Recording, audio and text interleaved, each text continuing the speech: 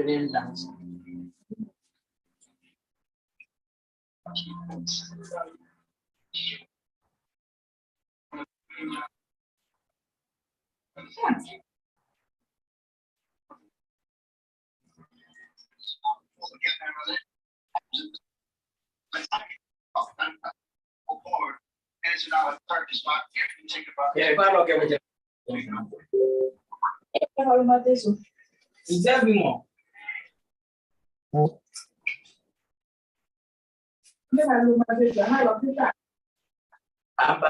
Speaking of that, that is what I'm saying. That's the time.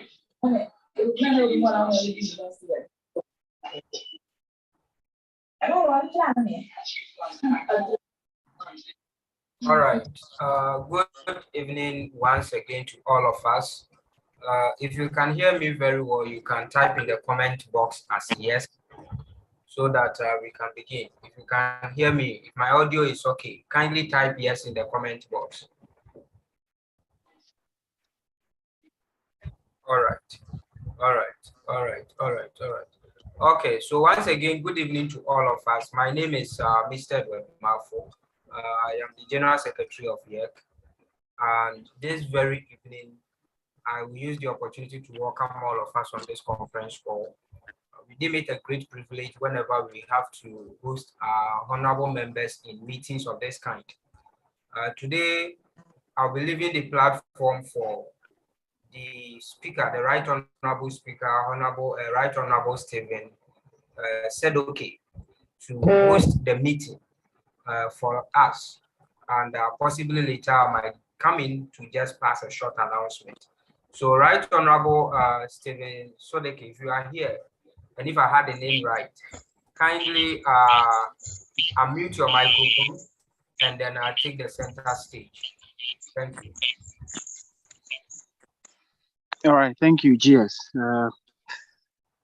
Thank you for the opportunity given to us, for we, the youth of Ghana, to digest one of the important issues affecting every youth in this country. And then we try to think through how we can make amend as youth, or what we can also do. Your voice is down. My voice is down. Sure. Is it somehow okay now? I think it's okay now. So I will mute my microphone. Okay. So if all of us can hear me, I just want to confirm if Honorable Joshua is on the line. Honorable Joshua, are you on the line? Honorable Joshua. Yes, please. Right, I'm on the line. Okay. What about Honorable Isaac? Etonam. Honorable Eric. Isaac. Okay, it looks like Isaac is not around. Honorable Christopher, are you around?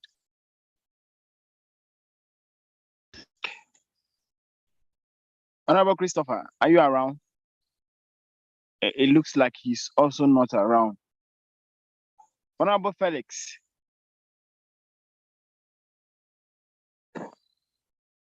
Honorable Felix, are you around? Okay. Honorable Isaac, I can see you online, but it looks like maybe your network is a problem, right? Is it? Yeah. All right, so I think you can hear me now. I'm on the line. Okay, you're welcome. Thank you. Honorable Felix. Honorable Felix, you're not around, right? Okay. And then Honorable Pascal.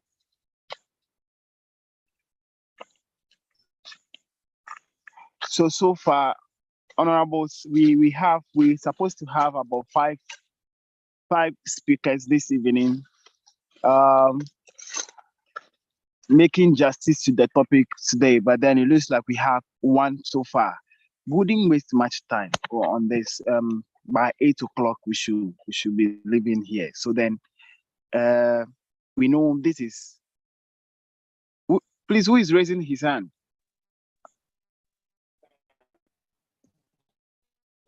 Honorable Hoji. That's one of the speakers. Yeah.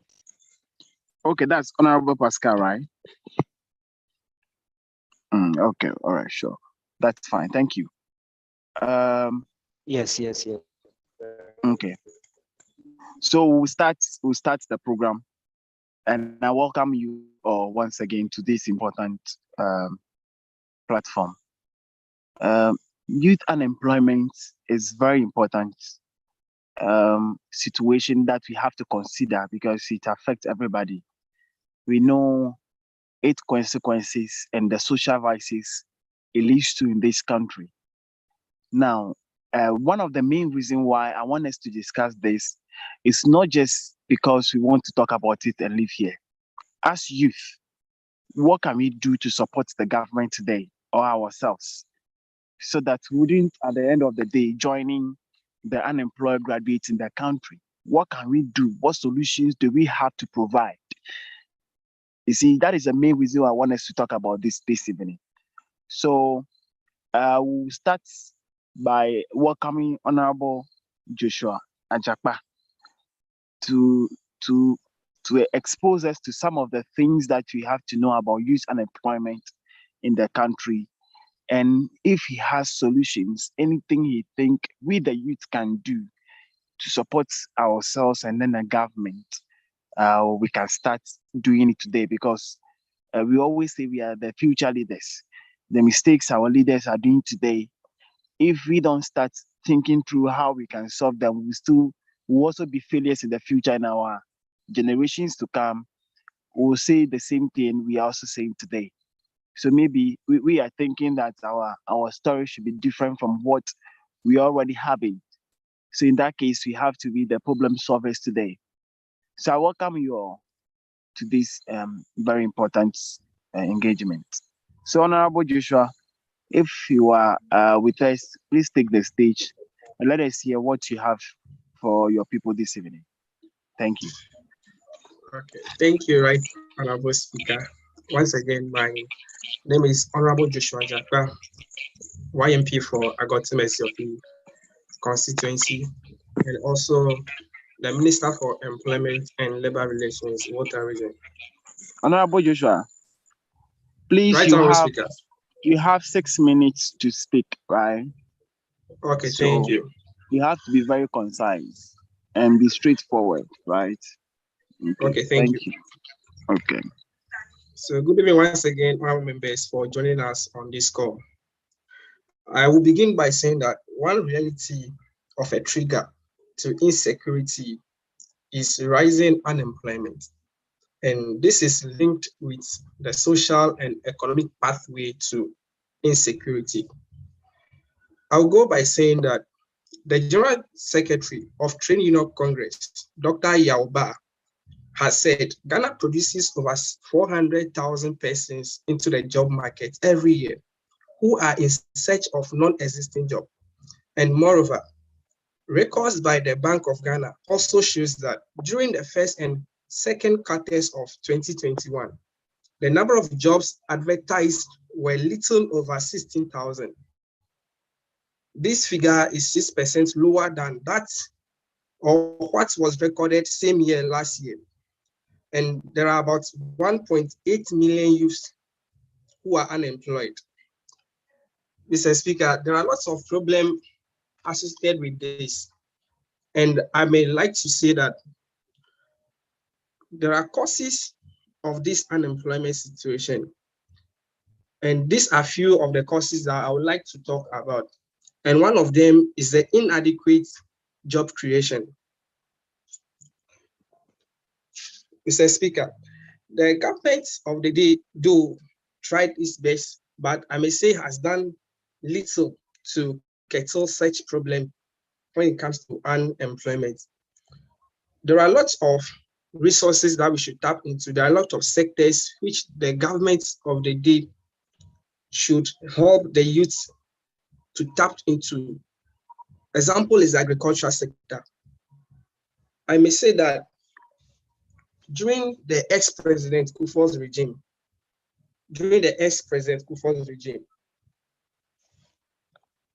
taxes on cocoa, a primary export commodity, stood at 60% of the market price, leaving farmers with 40% of the value of their output. But when ex-President Kufuor came into power, he reversed this by giving the farmers 60% of the profits. He said that the states had been overtaxing the farmers. So it makes the farming or the agriculture sector not lucrative to motivate the youth to join that sector. But I hope and I think if the government should provide capital to this youth, the government should empower the youth to tap into the agriculture sector. I hope a lot of youth will be able to get into that sector and make meaningful for themselves. We could see the example of the actor John Jumelo.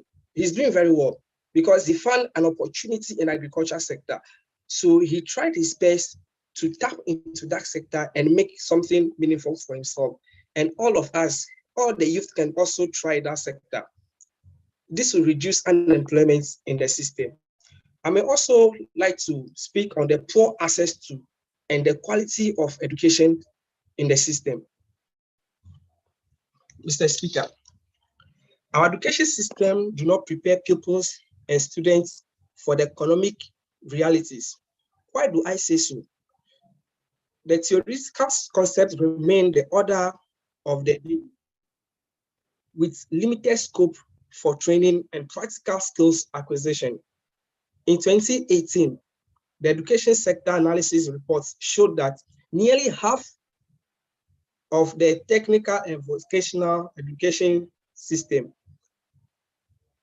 which form 48% of the TVET staff, do not have technical skills and qualifications, while there remains little or no involvement of industry in skill training. So this means that students are not being involved in skill training. They didn't go to industries to learn the industrial knowledge, but rather they were just being through this theoretical and the academic knowledge. Most of these systems are outdated and archaic, therefore rendering the graduates uneconomically undesirable for employment after they have graduated. Mr. Speaker, also, I will also touch on the mismatch in skills appropriate to labor demand. It looks like we are losing you in bits. I don't know if you can reposition yourself and get a better place to stand for us to hear you proper. We are losing you in bits. Is it better? Yeah, I can hear you well now. Yeah, it's okay now. It's okay now. Thank you. Yeah, I may say there is also a problem, which is the mismatch in skill appropriate to the labor demand. And this problem can be traced to our school curriculum. And Honorable Joshua, please, you should be wrapping up. Okay. You should be wrapping up with what you want to say, okay? Okay.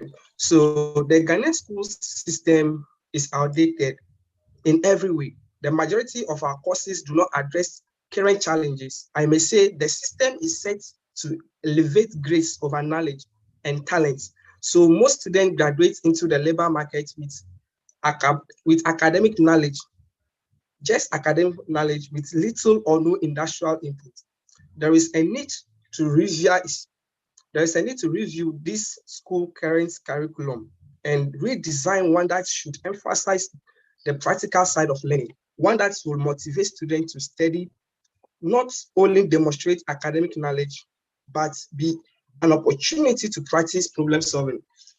Mr. Speaker, these problems have issues and implications on the security system of the country. Because once the cost of living is very low, the cost of living is very high, there is rising prices of utility, fuels, and basic commodities. The youths will try every means to find something for himself to live on. So the unemployment is a driver to several crimes such as armed robbery, human trafficking, drug trafficking, prostitution, and cybercrime. And this phenomenon alone is likely to increase the vulnerability of the youth to be recruited into these terrorist groups. And we all know the effects and the threats posed by these terrorists in the horns of Africa these days. So I must think that government must be able to provide. I think it's your time. Your time is up. Okay. I believe what So, you want to say it's clear. We understand what you want to say, right? So thank you so much for the opportunity and enlightening us on things that we have to be aware of this evening. We thank you for even pointing to the fact that there is one young man in this country who is investing very hugely in agriculture, and then we should be tapping into it as you and try to do what he's doing to provide employment for ourselves. You also touched on the fact that our educational system is more theoretical. The practical is less. We can't practice what we've been taught in class. So at the end of the day, we don't know what you use your degree or your qualification for. It's very important if you were able to touch on that. Thank you so much. Thank you. So if we have Honorable Pascal on the line, please, Honorable Pascal, it's your time. You have 6 minutes. You have 6 minutes. Honorable Pascal, if you're on the line.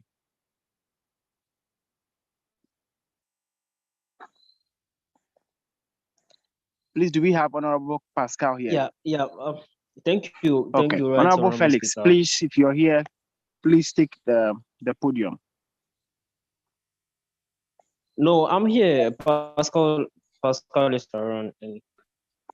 Honorable Speaker, thank you so much for Honorable the opportunity. Pascal, we can't hear what you're saying. But am I being heard now? Am I clear? It's okay. Good. Thank you, Honorable Okay. Speaker Stephen. And if our General Secretary is still on the platform, I greet him too and all the honorables around. I want to stand on the existing protocol. Honorable Pascal, it's becoming difficult. It's becoming difficult. Yes. It's difficult to hear what you are saying. And by you, it's such a jealousy. Okay.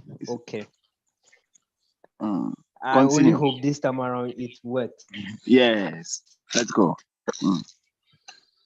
Okay. Yes, youth and unemployment. Sure. That is what you're trying to discuss this evening. Talk about so you can go ahead. has been highlighted already. And by how my fellow what can we do as youths? Okay. On the government. Honorable Speaker, are we okay? Yeah, you can go ahead. Hello. Honorable Pascal, please. You can go ahead.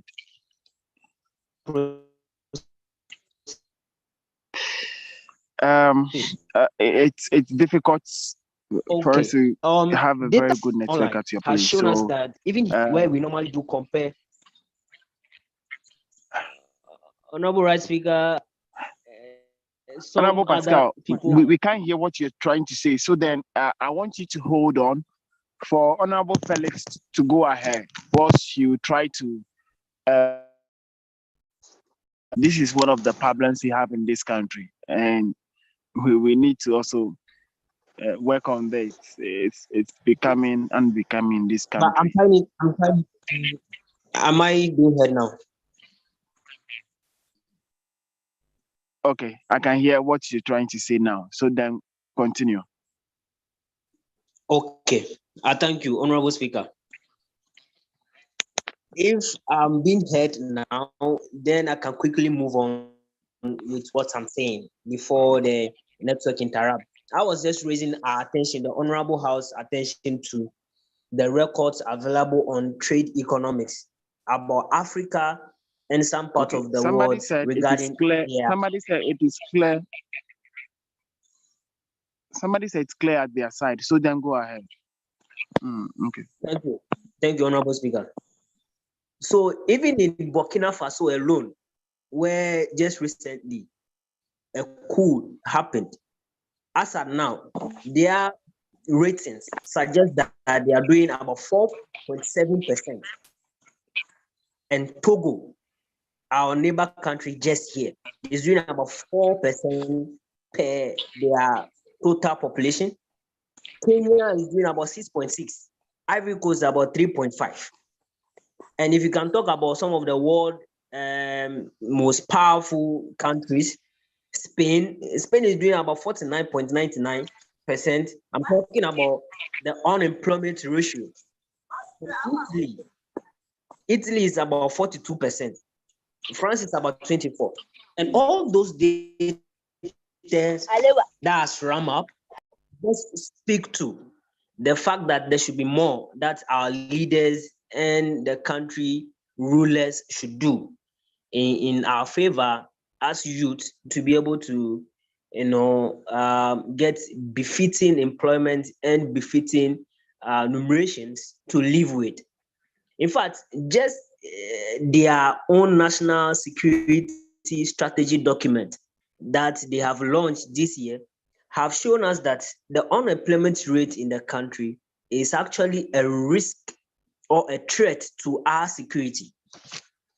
That's the national security strategy document. And having said that, that tells you that we are actually on the verge of serious crisis when I am presuming the next 5 years, if things remain this way, the worst would have happened, but we pray it does not get there. In fact, one of the things that our attention have not got to as a country and as a people, which I think I really wanted to highlight, is that when young people have, spent a lot of time at home without getting job, immediately they get a job, you will realize that more of their salaries or remunerations paid them will be sent or spent on their health.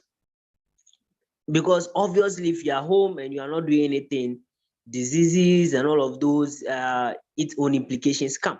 And immediately you start work. That's when you realize you have to spend the rest of your life going to checking up on this, and that do happens, but we neglect. And said that, and you raise more of the implications. Then I quickly want to suggest some 3 points. Then I'll go for what we should do, or what I think or believe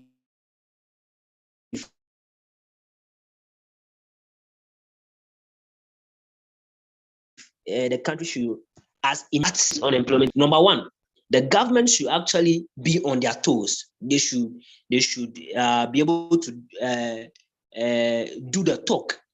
When any government is coming, they actually bring their manifestos and all that they want to do and blah, blah, blah. We are begging them to actually do the talk. Number two, the individual consciousness. And there should be a lot to be done as in the individual level while you are growing up into the youthful age. Then you should be conscious that by all means you will be on your own, and of course have to take some conscious steps through your own liberation to get befitting living standards and all of that. Number three, it should be a job for the parents as well. Growing such youth, there should be some implementation, and I have always been that one person that have proposed that our parents have relaxed enough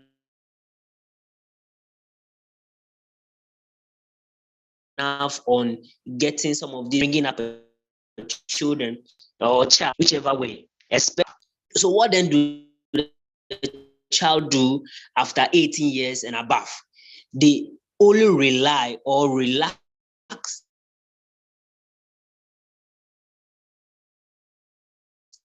on their insurance. The parents has to prepare that for the child. The child can maximize that benefit, right? And build on it.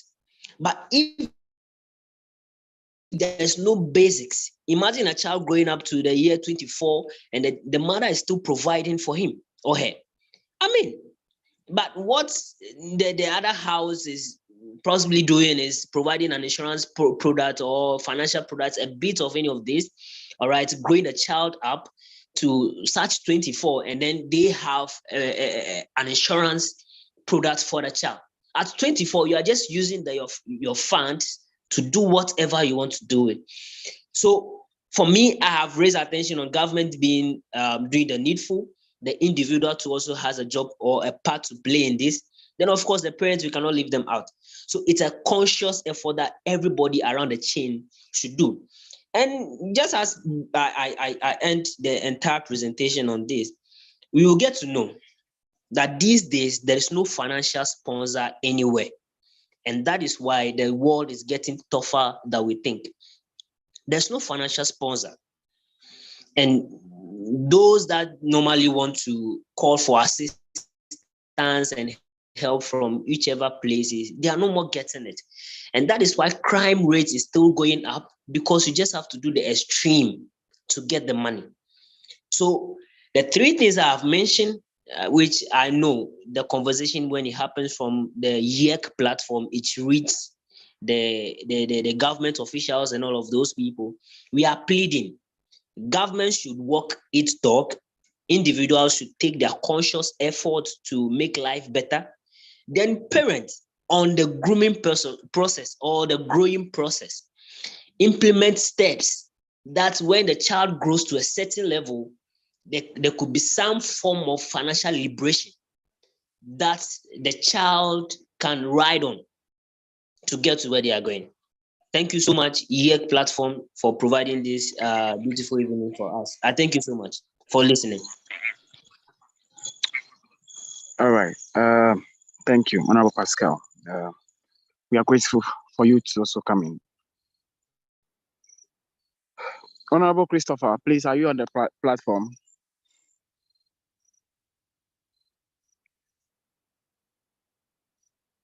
Yes, please, Honorable Christopher. Yes, please, Honorable.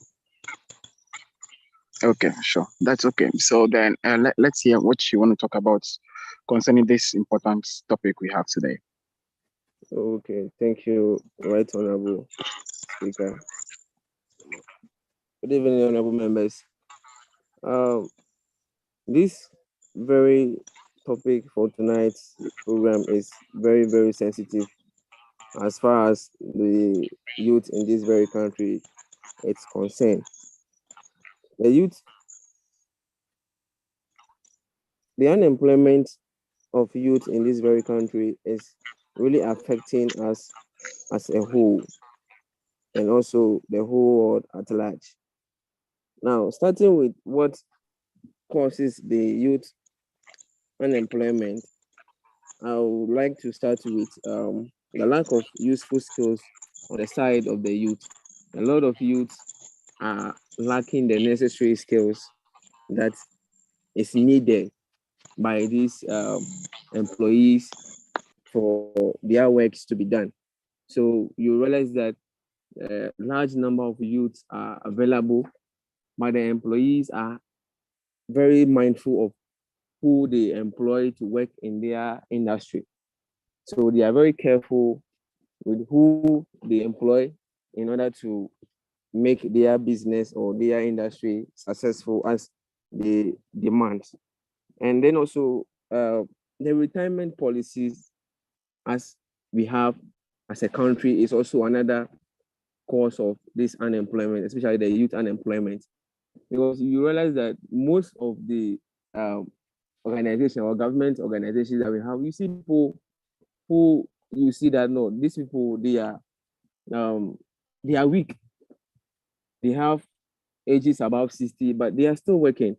And also have young individuals who are fresh from various educational sectors, health sectors, who are qualified as well to work or who into such positions. But because of the retirement policy, there is a problem there. I believe there is a problem there because people who we all know that government officials who attain the age of 60 years are supposed to go on retirement. But you see people physically, you see them, they are very weak. But that person is still in office working as a government official. But somebody who has just graduated very young, fresh with the skills that is needed to be employed, will just be in the house and will not get any work to do. So the retirement policy is also something I realized that it is causing this unemployment in the country.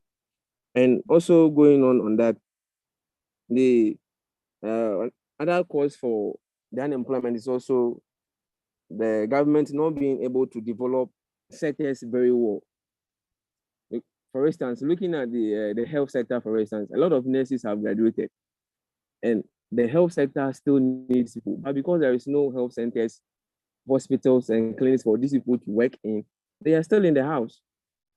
So if the government were to develop these sectors very well, especially the health sector, education sector, and other sectors very well, all these people in the house won't be there. The people have acquired the needed skills to work, but where are they going to work? Where are they going to work? They need a place to go and work. They have the knowledge, they have the skill, they have everything that is needed to work. But the sector is not developed in a way that people will go and work just after completion, or even wait for a time before they go and work. It has not been developed like that. So that fault from the government is also what is causing the unemployment or the youth unemployment in the country. And going forward to corruption among government is one thing that is also causing the unemployment of youth, corruption. And politics now, a lot of youth are involved in politics. And whenever this time comes for politics, the politicians or the politicians come around and they look at people who support them, people who campaign for them, and people who help them to gain power. Once we have others who have the needed skills to occupy certain positions as youths in the country, some ignore these people and also go in for people who support them. This is done, and a lot are aware of this, but it is not openly done. But on grounds, this is what actually happens. People just take people based on their political grounds or their family members, friends, and that. Once somebody is ready with a qualified skill, gone through the necessary training, the expected training, has acquired everything, but that person is sitting in the house.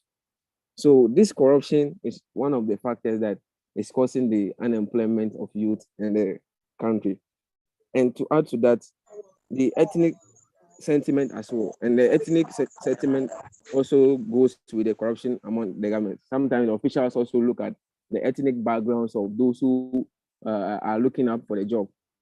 And even the people who are even having a job or people who have the skills to work are not in that particular ethnic group. They leave such person down and going for whatever is in their ethnic background. And this is gradually increasing the unemployment rate in the country. Now, population exploration is also another factor that is causing this. The population of the country, the youth in the country is causing the unemployment. People are producing uncontrollably. They are just producing, and this is a problem that the country is facing, and this is resulting into the unemployment of the youth. Honorable Christopher, I just want to interrupt you. You are saying that people are producing, but if people are producing, the youths are capable, and they, I mean, if your population is increasing, the more your labor force as a country. So should that really be a problem to unemployment? Yes, should that really be a problem? Because, for instance, right now, I just read something. I read an article online today in Canada. Okay, Canada is in shortage of labor force, and don't forget their number is more. Their population is far than Ghana's population, right? Yeah. But the system over there is enough that Charlie, they need the laborers to come and work for them. Yes. And luckily for them, any student that will be going to that country from next year, the person will be getting jobs to do. That is, I contacted one professor today, and he was telling me this afternoon. You see, so I don't really think that, for me, I don't really think that is a major cause of our unemployment we are facing in this country. Thank you very much, Honorable. Right, Honorable. Let me polish it out very well. The population I mean here, the producing is, the labor force. Before we can call it a labor force, the people must have the needed skill or the qualified skill before they can be classified as the labor force. So if they produce in excess, and excess is not having the needed skill to be called as the labor for them, I think it is not as expected. So I will say producing overproducing unqualified force, which will not contribute to the workforce in the country. I think that will be fine. And also, this is also having a great force on the security of the nation, because when situations like this happen, people find so many ways to survive. A lot struggle because the way is not there. The people are there, but they are not having the skill, and they still need to survive. They are living things, or they are living organisms, or they are human beings, so they need to survive. So they find so many means to also gain something at the end of the day, and some end up going to this human trafficking. They will come and kidnap people's children, people who they know they are well to do, they have the money. They will form a group, go and kidnap their children, then they will demand for money so that they will release their children and they'll get money. So when this happens, the security agencies are also being loaded with work. They are being loaded with work. They have to leave their offices and make sure they work hand in hand to stop these social vices. Some also engage themselves in armed robbery, all in the name of surviving, getting something to eat at the end of the day, because some have the expected skill to work, but they are not getting the chance.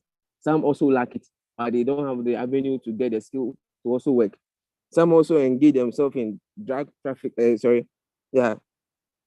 Drug trafficking. As in, they engage in these drugs. Some go into these drugs just to forget their status as not being employed, being thinking every day, where will I get something for my family? Where will I get something? Some go through this kind of emotional trauma. So they find so many ways to stop this thinking, and that led a lot of people into this drug. Okay, Honorable Christopher, give us two things today. Two things that you think we the youth, we shouldn't depend on the government any longer. We don't want to be, but we want to be employed. Two things we can do as youth to be employed, and you wrap up. You have just a minute to do that. Two things. What can we do as youth? We don't have to depend on the government, because for the previous years, Charlie, from 1992 to till now, we are unemployed. You see, since we started this democracy as a country, it has been there. So what can we do now? The government is not helping us. We have depended on them. Now we have to pay. As a teacher, you have been trained by the government's own money, but you have to pay them before they still get you the job to do again. You get it? Which is breeding corruption, as you spoke about. So what can we do as youth ourselves? For us not to be totally dependent on them, for us to get something. You have just a minute to do that so that we move on. Okay. Okay. So what we the youth need to do in order not to depend solely on the government in terms of getting work to do is we taking part in decision making. We need to involve ourselves in decisions that affect us. We must involve ourselves in activities that involves decision making that affect we the youth. And when we involve ourselves into this, the decisions that will be taken there will at the end of the day have a benefit on that. And with this, whatever we want to do, no matter the sector that the individual or the youth would like to work in, such decision is going to help the individual to fulfill whatever he wants to do. So we must involve ourselves in decision making. Thank you very much. Right, Honorable. All right, thank you, Honorable Christopher, for giving us this important submissions this evening. We are grateful, and we pray God grant you more wisdom. Honorable Felix, you've been online for a while. Honorable Felix, are you around? Okay, it looks like Honorable Felix is not around. Do we have Honorable Isaac here?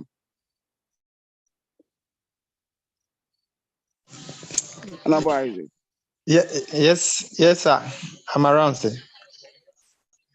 Honorable Isaac Etonam. Okay. Yes, Honorable Isaac Etonam. Okay. Now, if these are the two other speakers who have to speak, but then I think what our speakers have said so far, they are pointing at what actually causing the trouble in the country, right? And some of them have given us solutions to the problem. I need like two people who want to speak on solutions, as in right now, today, as you are here. For instance, just like somebody mentioned, Honorable, the film actor John Dumalo. John Dumalo has seen a problem that there is food shortage in this country. There are certain products that are always in shortage in this country, and he's doing well to produce it. He's feeding the country and he's making money for himself. I mean, so one way or the other, he has created an opportunity for community, and people are employed. He has employed some people. You and I can still engage in agriculture, which is, if you look at the industry of agriculture, there is a very big opportunity there that we have to tap in as youth. But I don't think the youth today, we are ready enough to engage in agriculture. All that we are thinking about right now is the white collar job, and it is causing a lot of problems for us in this country. If you see the sector of agri as a very vital one, and we try to produce what other people are not producing in the country, I think we are going to make it. To me, I believe that we, the youth in this country, will do it. So I need at least two people. Okay, I can see 3 hands. Because of our time, we want to close at 8, and we don't want to stay here for long. But if we can't critical, we'll ask permission from GS to give us some time. So I'll call Honorable Kojo. Honorable Kojo. Asumani, right? Right, Honorable. Good. Yes, this is the problem we have. The previous speakers have mentioned some problem, that there are corruptions. We, the youth, are not well involved in decision making. The system that we have right now is not putting us at the right place for us to be equipped enough, to tap into the opportunities that are already in existence. And for the fact that some people, it's time for them to retire, but they don't want to go on retirement. Even when they are going on retirement, they are training their family member to come and take after them. So, Charlie, you be in the house, even though you have the skill. What can we do as youth? What should we do to be employed so that the issues of insecurity or youth engaging in social vices that are tarnishing the image of the country can be limited? What can we do? All right. Thank you, Mr. Speaker. You have some 3 minutes. Okay. Right. Thank you, Mr. Speaker. This is Honorable Kojo Asumani. Let me say hi to Honorable Charles K. Mapok. Myself and you both served as regional executives in NASPA. I was in Bronga Half when he was in Volta region. So, Honorable Charles, if you can hear me, that's for you. All right. To go on to the issue, we all must admit that unemployment is a threat to national security. And Ghana is not the only country facing that challenge. It's almost all countries. But Ghana, our problem, to me, has to do with 3 things. Number 1 is our educational curriculum. Number 2, the innovative character in the Ghanaian youth. Number 3, support from the government. That is how I see it. Let me share this personal experience. I've had the opportunity to work with some NGOs, and most of the time we do open application, which is free, targeting the youth, that they come with business ideas. We help them to fine tune, and they probably find a way to source them to set up. It will surprise you to know that when they'll come in their numbers for the first time, they'll go through the orientation only for them to go, and about 40% of them will return. And that 40% that returns, maybe half of those will have ideas that we help them to fine tune and possibly set themselves up. We've done that so many. I see the solution to be number one. Our educational curriculum should be revised. In fact, anybody who has been following our educational curriculum will attest to the fact that it has to be revised. More skills training courses has to be inculcated in it. And our educational system is structured in such a way that it puts something in the mind of the Ghanaian student only to chase the grades and not, chase the knowledge that he or she is supposed to get from school. So that is one challenge. We need to revise our educational curriculum. Number two, Ghanaian youth, as Mr. Speaker, you rightly said, we must come to terms with the current reality, which is agriculture. When you should go into the agriculture value chain, there are a whole lot of problems there that Ghanaian youth can solve. But the question someone will ask is, why is the Ghanaian youth not interested in the agriculture sector? Simply because we see it to be like, I should start today and possibly tomorrow start earning something.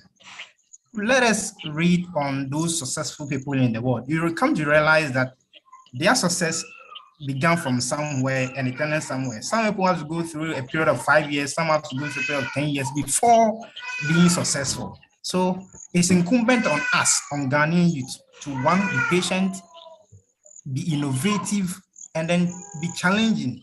Put it on ourselves that come with me, we shall be able to do it. And that one, and we shall be able to do it. That is number one. Number two, the third one, the government has to step in at this critical moment when almost everything is dependent on the government. And if you go into the local government or the private sector is full. There are some government agencies that you go there, people are employed and they have no work to do. And government is spending on them. So the government should channel some of the resources to with the youth. Take it upon itself to come up with trainings, with talks, with a whole lot of package that will entice the Ghanaian youth to venture into entrepreneurship. And that is the moving trend of the world. That is what is moving the world. It's either you're an entrepreneur, you're doing very well, or possibly, as some honorable members have said, corruption. If you want to succeed very well, as in Africa, in an African setting, it's either you are corrupt or you enter into entrepreneurship. But I will urge all those of us here and the entire Ghanaian youth that we venture into entrepreneurship. And that is what's moving the world. So that's what I have to say, Honorable. Thank you very much. Thank you. Yes, thank you so much. Yes, it's important. Honorable Richard, you also have 3 minutes. Thank you, Honorable, for the opportunity. Can you hear me, Honorable? Yeah, I can hear you. That's good. So yeah, Honorable thank you Richard, and good can hear evening you. Good. Thank you and good evening to everybody. Just as my brothers earlier submitted, I think that our biggest problem as a country with regards to this unemployment issue, 90% of it lies in the bosom of our education sector. And if you check our education system over the past few years, the biggest problem has been us having solely relied on the theoretical aspect of it to the detriment of the practical aspect. And in fact, look, we have a university that is solely for science and technology, but they can't produce anything. And so we need to shift, we need a paradigm shift from the theory aspect of it to the practical aspect. For which reason, I think if we go that way, it will help. Now, another thing that I want to draw attention to is the fact that the youth we have today will need to be more enterprising. And that is, when I say enterprising, I mean we should venture into entrepreneurship. But then how do we go into it when you don't have the capital to even start in the first place? And so this is a great opportunity for us to judge and then probably find a solution to that. And then my suggestion to the government is that we have so many people out there with brilliant business ideas, and these people, they have the ideas. The only thing left is the money, the capital to start something. And that is where I think that at a point the government will have to step in and create an avenue to give this capital to these ones with the vision and with the for me right now, can you hear me? I'm listening. Yes, I'm listening. Right now, I want us to think about something different from the government, because for me, the government, they are not doing what they're supposed to do to us as youths. We are unemployed. What can we do among ourselves? Okay, we are about 38 here on the platform right now. So we the 38 people over here right now. What can we do? I studied something. I learned something about crowdfunding, and it's in agriculture. Somebody can invest in agriculture without being on the farm. By the end of the season, he's being paid a dividend on what he has paid for, or he has contributed on the platform for somebody else to fund for him. So I want us to think about, because the fact is that the government wouldn't help you and I. If they would have helped us till now, we can't be talking about issues of unemployment. Maybe it should be like they should be increasing our salary. It should be something of that sort. Conditions of work are very poor in these countries for even those who are employed. Do you get it? So I think we should think about what we can do. Your time was even due before I even came in. I'm really sorry for cutting you. No problem. It's almost 8:02. So maybe I will take 2 other people, then we'll see. Honorable Smith, I'm calling the name based on those who raised their hand first. And so I saw Honorable Koju first, I saw Richard and Smith. So I'm calling Smith in that regard. Honorable Smith. Okay. Thank you, Honorable, and good evening to everyone on the platform. Well, I'm very much humbled to be given this opportunity to speak about the hardship and then the unemployment rate in Ghana. As a concerned citizen and the youth in the country, I would like us to take it from this angle. Of course, I heard Right Honorable Speaker talking, we should think differently from what the government is doing. But pardon me to actually target the government straight away. In my submission, I would like to talk about the fact that the government needs to have contracts on its own.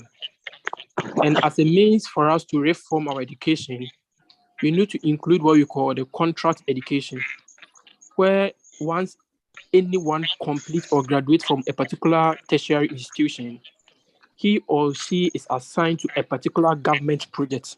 What am I saying? We are looking at agriculture. Fine, let's assume I am an agric student or an agricultural engineering student or any course related to that particular field of employment. The government needs to have something, let's say, the fish industry, a project, let's say 2022 fish industry, where a number of students will be assigned to that particular fish industry from those graduating that particular year. Let's say the wood processing industry, a number of selected students will be associated with that particular project. Let's say planting for food industry, a number of students will be associated with that particular project for that particular year. Let's say I'm a geological engineering student, a geologist. The government will have to, let's say, exploration project 2022, where a number of students will be associated with that particular project for the 2022. Mind you, these projects are going to fetch the government money, so the government is not losing anything. Because if I am to establish, let's say, planting for food, and I associated, let's say, 5 graduate students to that particular year, they are going to be paid. It's creating employment. In the long run, when we are done with the project, we are going to produce food onto the market. If it is fishery, we're going to produce fishes into the market. If it is wood, we're going to add to the wood industry. If it is geology that we are, let's say, exploring for minerals, we're going to add to our reserves. If it is mechanical engineering, we're going to add something new into the system. If it is civil engineering, let's say road 2022, where those roads, they're going to include, let's say, 10 or 5 civil engineers. There should be a number of projects owned by the country every single year, where a number of graduates are assigned to that particular project. This is going to help the graduates have experience, because you've learned in the classroom. Yes, we understand. But when it comes to on the job, what experience do you have? This project should be a minimum of 2 years project. I don't know whether you understand with me. If we are able to enroll on those get your point policy, that is a very nice point. Yes, into the education system, where we are going to create, let's say, every single year comes with its own project the government brings on board, employing students or graduates, which in the long run add revenue to the state, and also give what practical or hands-on experience to the graduates. This is my submission I want to give this evening. Thank you all. Thank you, Honorable Smith, for that important. I think you have given a campaign, should I say, manifesto, yes, to some governments here. People who are here, who are politically affiliated, they can help their political parties with this. It's a very nice idea. Yes. Honorable Benjamin, please, you have 2 minutes. Okay, thank you, Right Honorable Speaker, and thank you all honorable members present. Honorable, I just want to highlight on one thing with some subsections, that is employability.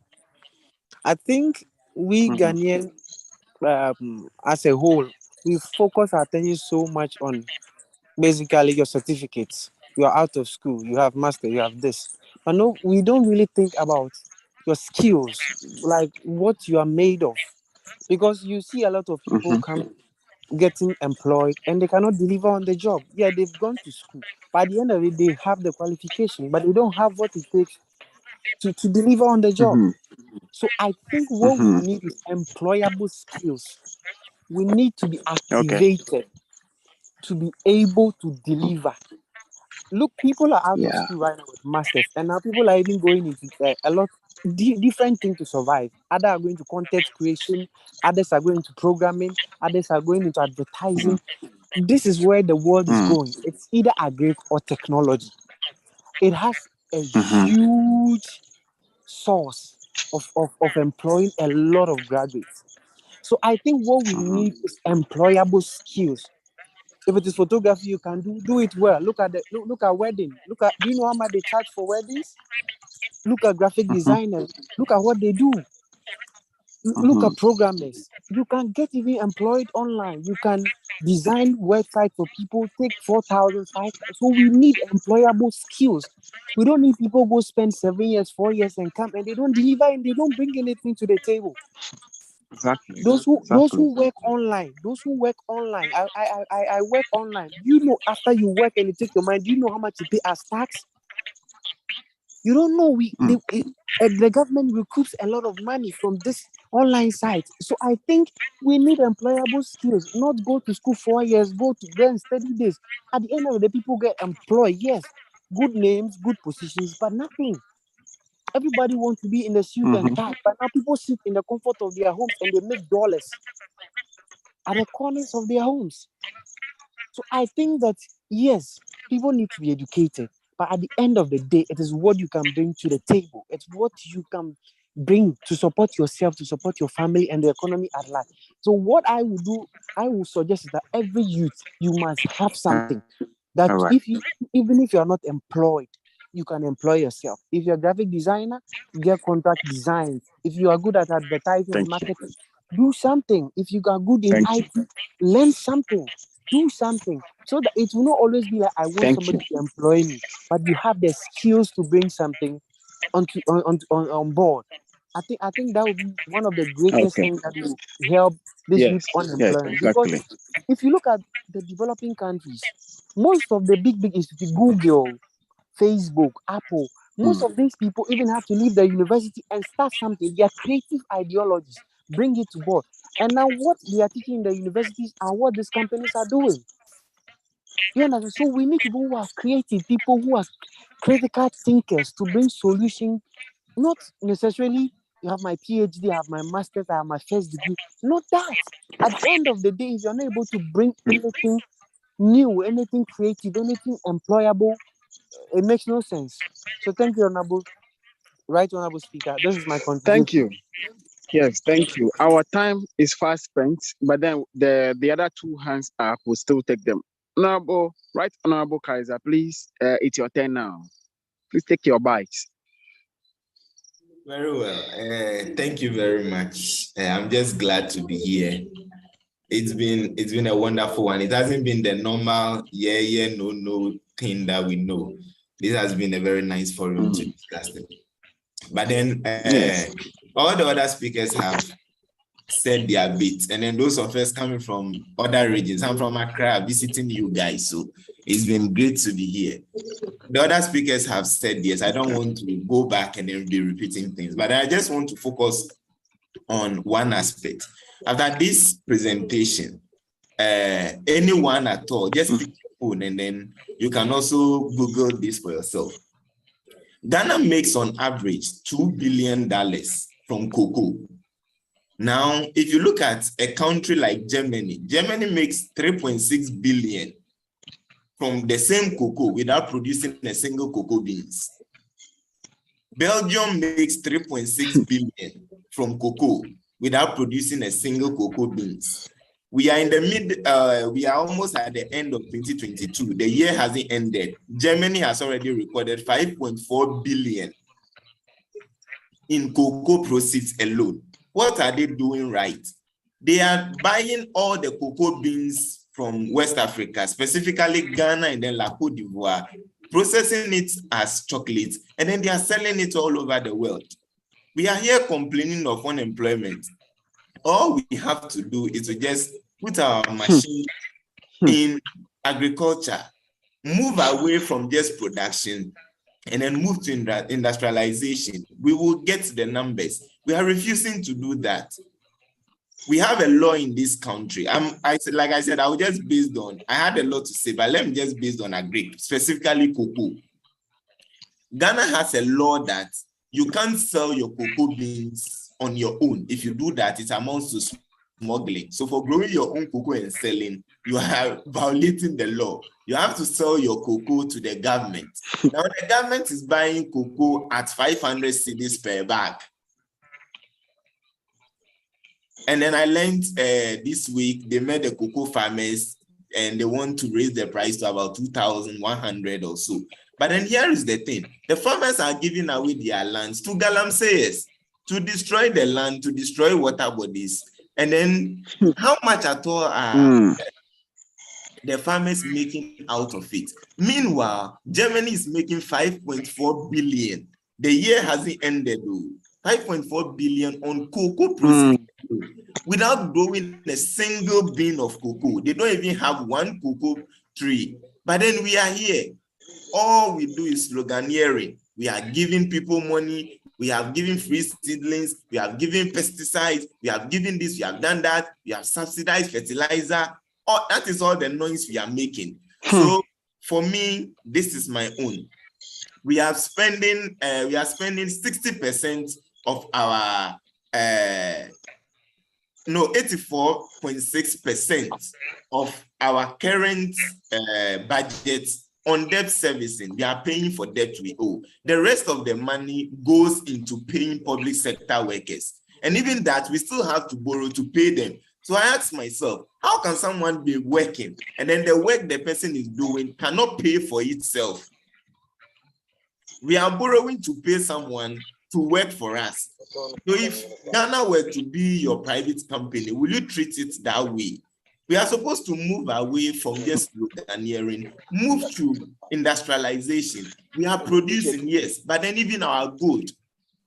Countries like the USA, where they don't even have one single gold mine, have the most gold revenue in the world. What are they doing right? They buy the raw gold from us, process it into the nice necklaces, use it for the Louis Vuitton bags, the belts, the shoes, and then we still go out there and then buy more of it. Right, Honorable Speaker, like I said, I wouldn't take your time that much, but then this is what we Honorable, yes, I see you have a lot of things to share with us. Thank you so much for exposing us to this. It's very disheartening, but this is our time. If not, I'm saying that our generations are coming to beat us. We are not doing anything to this one. They'll beat us. So we have to be very careful. Let me take the last honorable Napon. Yeah. Napon, please. Yeah, hello. Good evening to all honorable members, and thanks very much to the YEC organizers and founders for this opportunity. Indeed. Yeah, good evening. Yes, it is actually sad that we, the youth of today, are struggling, and my colleague honorable has raised a number of issues. But I want to add my voice to the rest that I've already typed out on the chat box, which I think the overpopulation that Honorable Christopher go top up is something that I look at it to be a major problem. And looking at Ghana, majority of the people just produce children without reflecting and looking into that it is their responsibility. I have been thinking, and I think it's a great opportunity that I mentioned that government should establish at least, or other organization will establish farms across every district. Then we, through collaboration with the social welfare, we track these people. Then they work. We divide some portion of fund for the care of these children, because these are the children they bring. They don't themselves have effort to bring them into a gainful skill training. Government has not also have appropriate strategies to make that. But if there's no fund and they bring children, they should know that it is their responsibility to bring up a child that is productive for the nation and for themselves. So we can bring down these strategies, we employ the people, let them work, we share the work in ratio. We can use them in contract work when we are gaining the road work. We can identify these people through the registration. We use them to work and we share them to train the children to become responsible and productive. That is one of the key points. The second point is we are also thinking of only the book. We can look at it that want to learn the skill, we partner ourselves. Ghana, we don't enjoy the partnership as youth in bringing good ideas. If someone has a good idea in photography, somebody is having a good idea in proposal writing, someone is having a skills in communication, we should be interested in coming together, because that is what the Western country they do. Even if I'm suffering from the one that has the funds will be able to help out. Then once you collaborate in this manner, yes, as we are currently having, yes, we'll help ourselves propel and we'll gain very, very well. The third point is on the employment issue. The employees are always suffering, the condition of service is not good. And bear in mind, in Ghana, we all see that those people that are well-to-do, their children are far better off than you and I, because not that they are better, but we have the skill, but our parents could not help us in the job. They cannot train us. The condition of service they receive, let's say the education, teachers, nurses, what do they take home? They cannot. So government need to increase salaries and conditions, because it is one of the strategies that is good strategy intervention that can reduce poverty.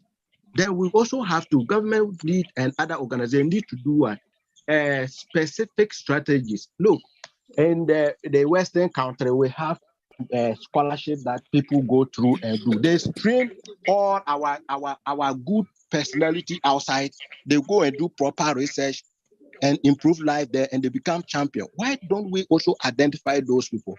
The government should also be looking at it strategically and employ. I don't see wrong that government should have a first-hand family person giving our employment. There are several people in Ghana here that they are the first generation people, but they don't have employment.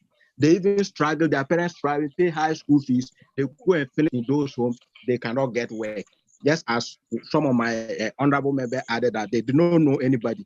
But at least we should be strategic in our development that we're able to address employment for this first generation family members. Because once you have a good education in them, you have a good employment in them, it's able to pull out other people and develop their skills. We have all seen that probably because one person was able to have a good quality education, it has made you up.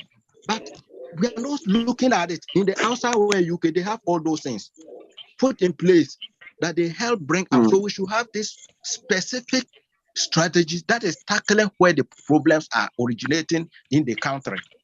So I think these are good submissions that I want to put it before this. And thanks to you, Honorable Member and Yek, for this opportunity. Yes, thank you.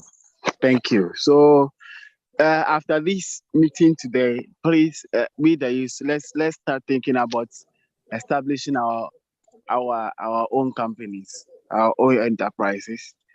And then the only thing maybe we'll be seeking for from the government is approval. As in they should sign our business certificates. They should allow us to do our own work in the country. I think this is the way we can go.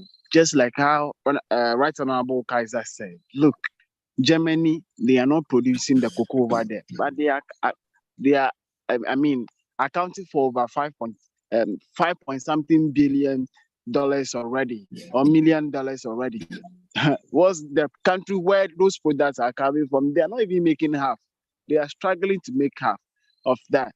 And then they are still giving us the land that is producing the little they are having. They are still giving it out for destruction, which other countries are still making money out of the same thing we are struggling over. So what have become of us? So we have a lot to do. If not, I said it, our generation, we are cool. They will be hot.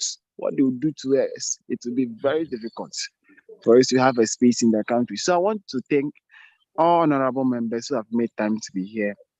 I can see Honorable Raphael, Right Honorable Thomas Kofi too is around. Honorable Welbeck. Yes, I can see a lot of honorable members here. Honorable Prince and Parry is here. Thank you all for coming, honorable members.